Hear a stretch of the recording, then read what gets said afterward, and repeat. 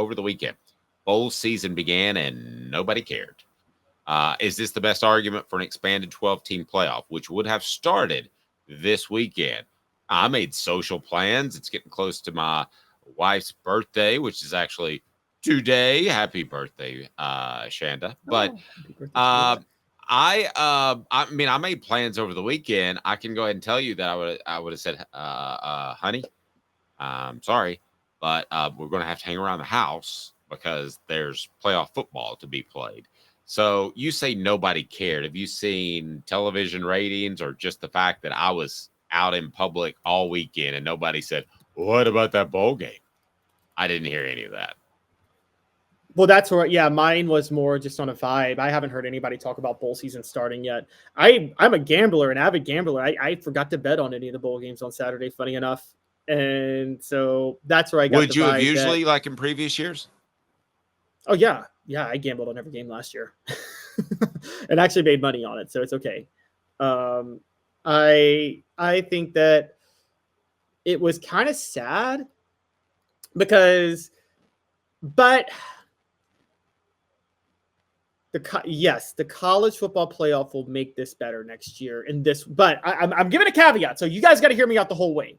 Compared to what we have now, the college football playoff will be better because you'll have bowl season start last weekend, and the playoff will have started last week. And you have all these ratings from that. There won't be any playoff games. There wouldn't be any playoff games this upcoming weekend, but it's the weekend before Christmas. No one's really wanting to watch football anyway around that time, right, Dave? So right. So it's the weekend before Christmas. Then the weekend after Christmas is when all the good bowls start, which is when all the January 1st bowls, which would be the quarterfinals of the college football playoff.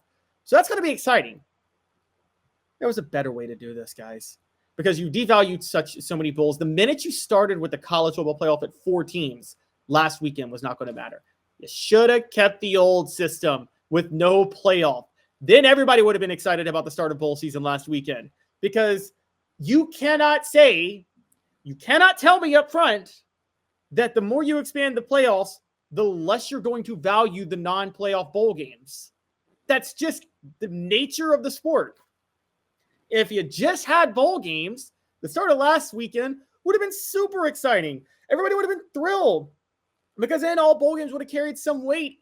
I know they don't technically carry weight within the context of the national title, but they carry weight in terms of morale and excitement and things like that.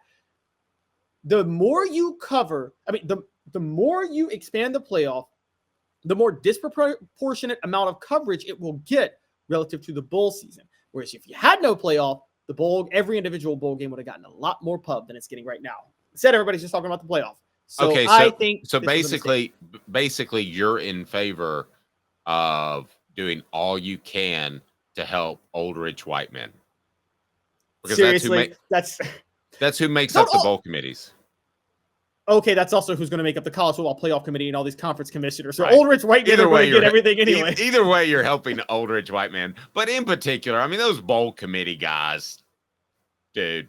I mean, I just have been around a lot of them. And they had, I mean, it was practically like, Caleb, it would have been your grandfather put together this bowl thing and you continue to get money for all these years just because you were born into it and you get to sit on a committee and decide which team is better.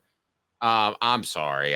If the SEC, if Tennessee wasn't in the college football playoff, I would still be watching because it's elimination games and it's games that matter. And I don't want to get into the regular season devalued because you know how I feel about that. I know how you feel about that. It is slightly devalued, but I don't think to the extent of it's damning. But I mean, it's going to be way better. And I'll tell you this, I don't know how in the world the coaches are going to handle NIL and a college football playoff at the same time. How does that work? I mean, that's going to be that is going to be a trick because the college football calendar, which I want to talk about later in the week, is kind of out of whack right now. They're going to have to address that. As far as the playoff itself, though, look, I'm conceding something, Dave. I can't deny this is good for us, even though it's bad. I think it's bad for college football. It's great for me and you, right? The expanded playoff. This is like we're going to, guys, I don't know if you guys know this, about 3 years ago, December was a dead period I'll just be honest with you. We're having one of our best months in December right now because of everything that's going on. And it'll like explode next year with the college football playoff in December. So I got no qualms about it from a personal business perspective. And I think it will explode the popularity of college football for 10 years. And I think for those 10 years, the dying of the bowl games, no one's going to care. I guess we agree on that, right? No one's going to care that the bleepity bleep bleep bowl, the Nokia, Magic Jack, Papa John's, Little Caesars bowl game in, Bucksnort, Tennessee, which is a town. I don't think people care that those games won't matter as much. However, in 10 years, I am telling you, the playoff ratings are going to start to slip significantly so. Because people are going to realize that when their team gets into a playoff, it doesn't matter because they're still going to get creamed by the Alabamas or the Georgias of the world. Caleb, here would have been the matchup. It would have been Florida State hosting Oklahoma. It would have been Georgia hosting Ole Miss. Now, they would have messed these around a little bit because they wouldn't want two SEC teams, and it is manipulated. It would be Oregon would be hosting. Wait, do I have my Florida State hosting Oklahoma? Pull up the rankings and double check me on this. I'm getting it. You're only going by the rankings. You're missing one key element that's going to make this terrible. There are 6 auto bids. So it's not going to be Georgia hosting Oklahoma. It's going to be Georgia. I'm just giving you a for instance. No, it's going to be Georgia hosting Liberty. And you're telling me that's going to be more entertaining than a bowl game. It won't. Well, by the way, did you see where Brian Kelly said it's time just to break off and do a power conference? Well, that was Chip Kelly. Chip Kelly. Brian Kelly's another guy. He's another Kelly. He's another coach. But Chip Kelly said that. They have to. If you're going to make this playoff entertaining, you have to break off and do it just the top 65 teams. I don't want to see Liberty lose to Georgia 75-0.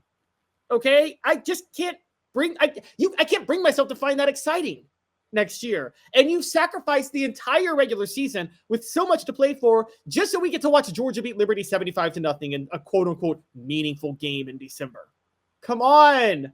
It's terrible. And the bowl games themselves would have been more fun. I would much rather watch Liberty go play SMU in a really good bowl game, like maybe this past weekend, something for me to get excited for to watch, because that'd be a fun game to watch. And I wouldn't have to watch either team lose by 75.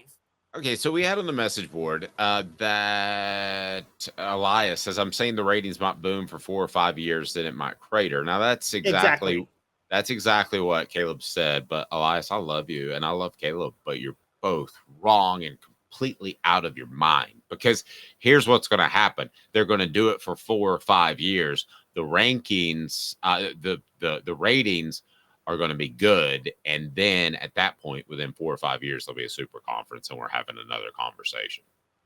Well, I will actually give you, that's the hope for me at this point, and you have a great point. And here's the other point of this: the playoff contract only lasts through 2025.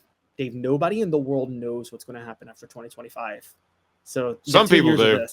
Some people do. I think Greg Sankey knows.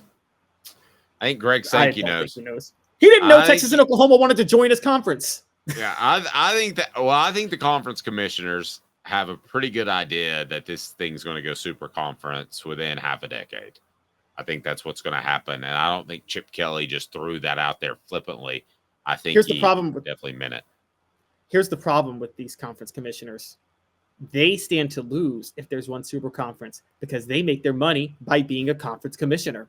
That's the only reason conferences exist at the Power 5 level now. I think, Dave, how great would this be? The 65, 70 teams, one super conference, and then every team just gets to pick their own schedule. And you just have your own rivals, and just forget the conferences at that point. Throw them out the window. They're pointless at that point. It's true.